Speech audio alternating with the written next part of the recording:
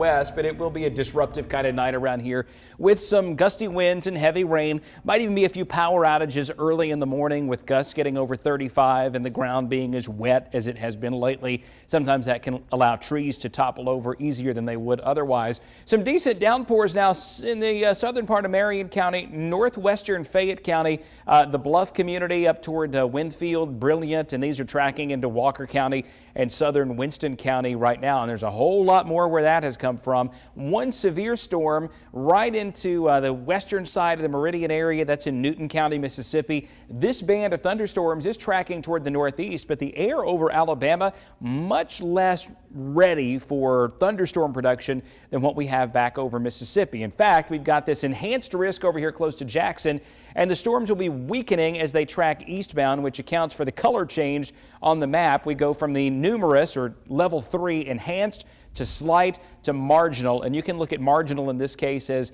it is not very likely that we have any sort of severe weather around here.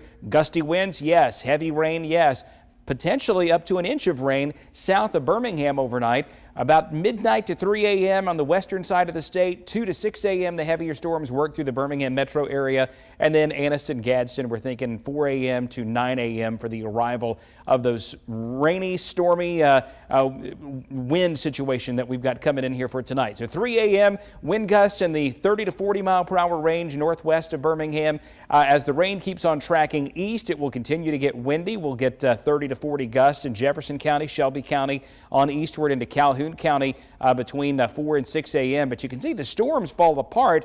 The wind just keeps right on rolling through here. And tomorrow we expect the storms to be out of here in the morning, but by late afternoon it may take all day to get the sunshine to the northwest while we keep some showers to the southeast of Birmingham. Then we work into this situation for the weekend, a high of 45 on Saturday. This upper low nearby is going to do some interesting things for us. First of all, it brings some more wet weather, stirring up some showers, but it may be just cold enough in a few places for that to mix with a few snowflakes. After that, it's warming up a little bit with more rain next week.